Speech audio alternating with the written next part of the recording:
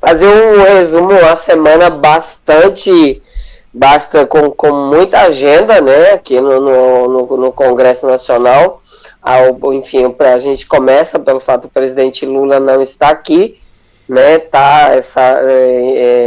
na China. Enfim, hoje em Xangai ele se encontra com o presidente chinês Xi Jinping, e aí a expectativa é de assinatura de cerca de 20 acordos na área, enfim, diversas áreas, né? Sim, muito Fábio. Bom, muito e o presidente tem uma expectativa também ali de, enfim, conversar com o presidente chinês e tentar encontrar junto com ele um acordo de paz, entre Rússia e Ucrânia. Exato. Né?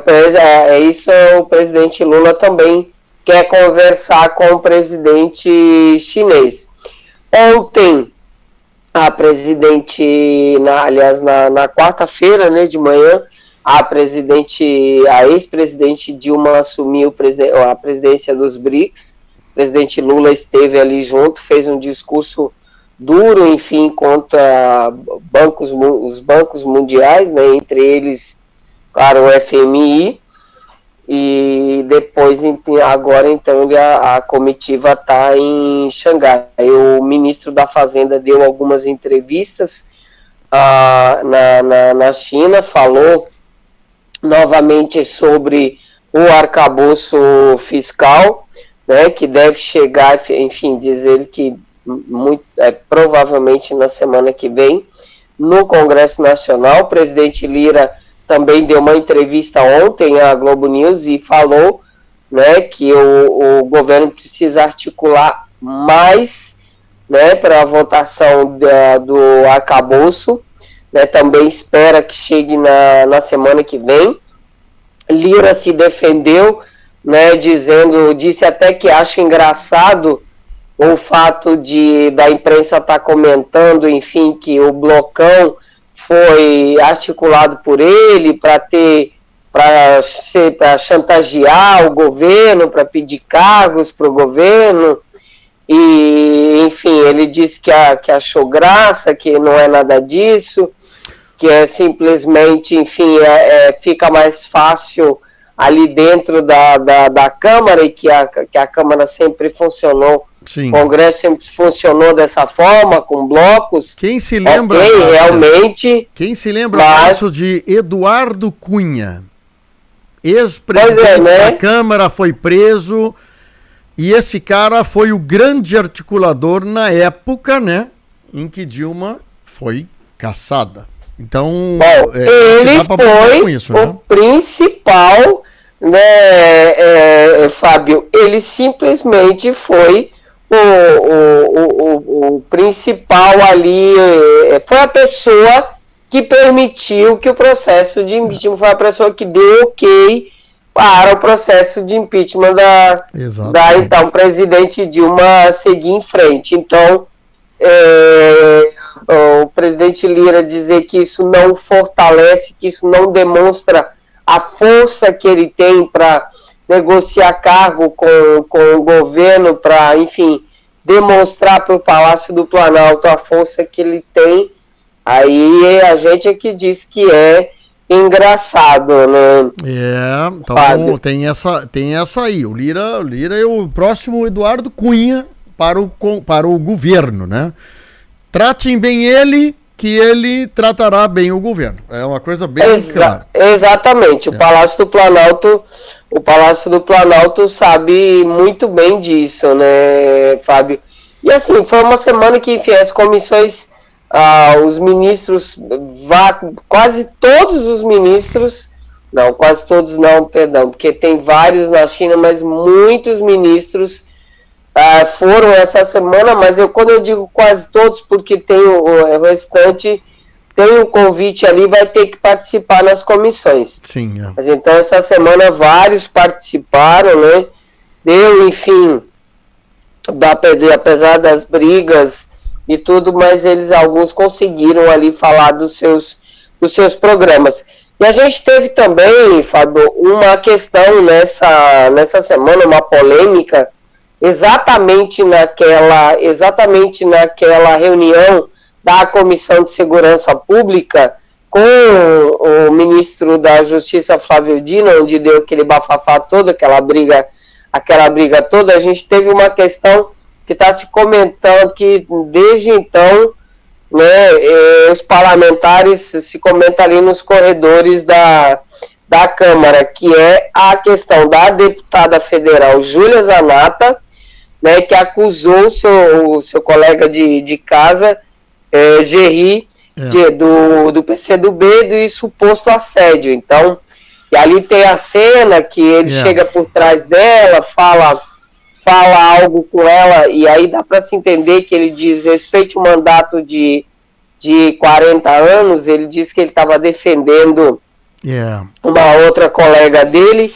Enfim, a questão diz que agora os dois lados vão pro Conselho de Ética, que o PCdoB acusa a deputada Zanatta de estar, que isso não é verdade, que ele não houve ali assédio, enfim. Como um gesto, né? Um gesto, nesse caso do parlamentar, tem múltiplas interpretações, né, Márcia? Mas, claro, aí uma pessoa disse ontem, né? Se fosse um homem na frente dele, ele não ia colocar o gesto, falando do gesto, tá? Eu não sim. Mas ele colocou praticamente o nariz dele dentro do cabelo dela, ou seja, ele colocou o nariz encostado na orelha dela por dentro do cabelo. Então, como se chamasse, a gente brinca assim, né? Fungar, como é que chama o Diego? Ele cheirar o cangote, cheirar o cangote. Mas ele naquele gesto, ele fala alguma coisa. Então, dá para entender que... alguém pergunta, mas se fosse um homem na frente, tu ia cheirar o cangote do cara ou tu ia falar mais alto? Então, realmente, tem que cuidar. É diferente daquele parlamentar em São Paulo que abraça parlamentar por trás com as mãos no seio. Né? Sim, com certeza. Ela se vira para ele na sequência do vídeo com raiva, quer dizer, com uma forma como o cara chegou, e não dá para tentar interpretar o que o cara disse mesmo, não consigo, né? É brabo. Os dois partidos diz que vão entrar no Conselho de Ética, e sim, eu sei que o barulho tá grande ali por conta disso. Eu concordo, eu acho que eu ouvi a mesma pessoa que falou isso, essa questão, e eu concordo que realmente talvez se fosse um homem ele não faria isso. Eu acho que nós mulheres, a gente também já está um pouquinho cansada, né, Fábio? Da forma como se chega, né? Como se chega, exatamente desse tipo de comportamento. Uma pena que os deputados agora, né, em função desse fato, vão dedicar horas e horas e muito papel numa coisa que, claro, ofende as mulheres, mas para o parlamento brasileiro não é um assunto de discussão, né? Exatamente. Isso vai indo para o Conselho de Ética, serão várias reuniões no Conselho de Ética para se definir isso.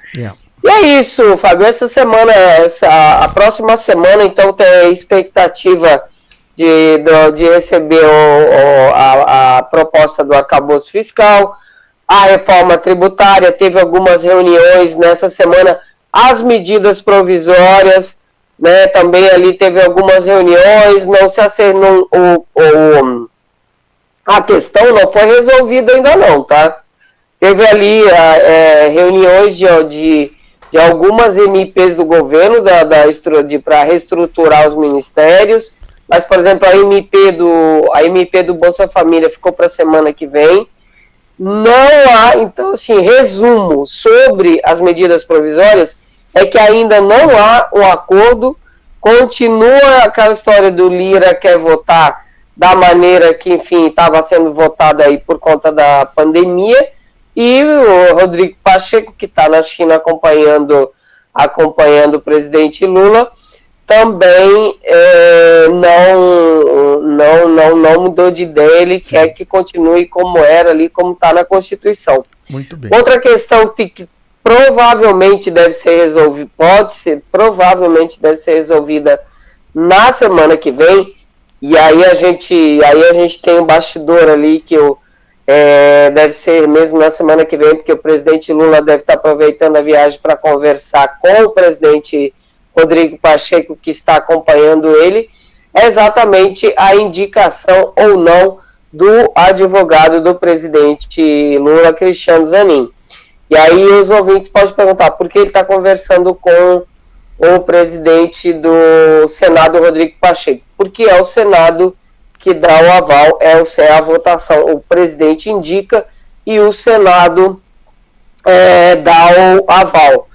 A base aliada diz, a gente conversa com os senadores da base, diz que eles já teriam aí cerca de 55 votos favoráveis à indicação de Cristiano Zanin, o que, claro, ele ganharia, enfim, com folga, porque ele precisaria apenas Sim. de 41 votos, né? Muito bem. Então, mais um assunto que vai ser discutido semana que vem. E, claro, o último que se comentou a semana toda na capital federal e volta na pauta semana que vem é a questão do ministério do ministro